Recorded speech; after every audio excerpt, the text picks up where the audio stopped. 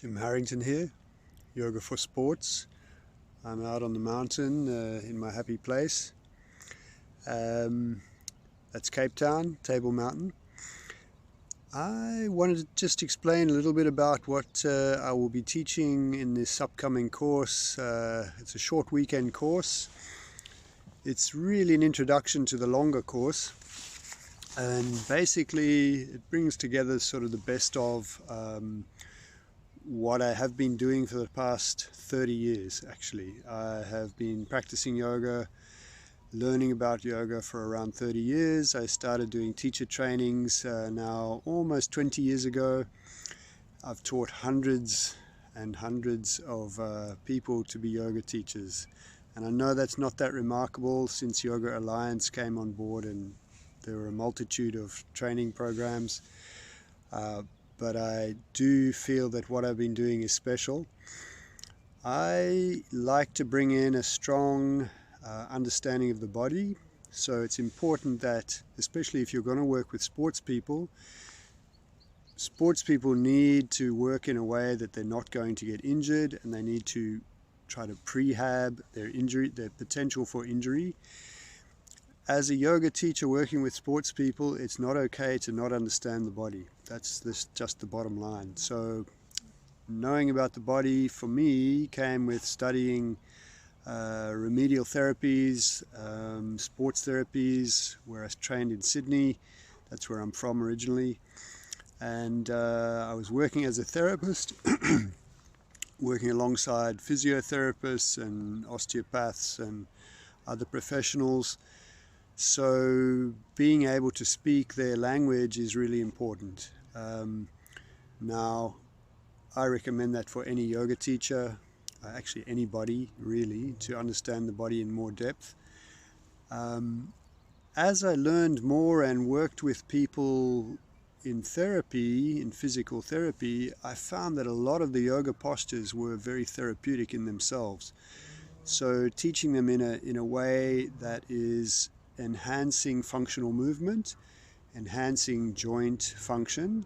So that means not making the joints too mobile or too flexible, but not allowing them to get too stiff either. There's an optimum place there. There's a happy place there, somewhere in the middle. And for each particular sport, there's a happy place. So it is a fairly complex field to look into.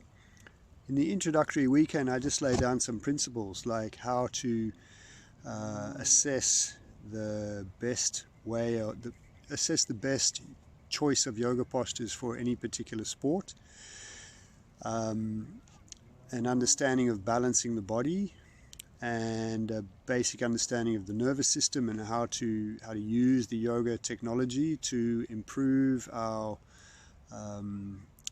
reset back to parasympathetic nervous system dominance, which means how to relax and recover, basically.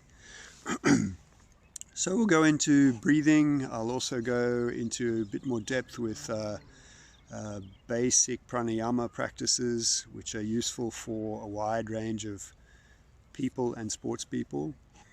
And what really fascinates me actually at the moment is looking into where science and psychology are coming together. Science, psychology, and traditional psychology, which is yoga. Really like hearing when a scientist comes up and says the research says that, for example, in the evening we should take in the evening sunlight and first thing in the morning. And there's a lot of amazing neuroscience that explains how this is really good for resetting our body clock, which then has a knock-on effect to sleep and all sorts of other functions. So when I hear that, I think, yeah, that's a traditional yoga practice. We get up in the morning, we do ceremony with the sunrise and the sunset.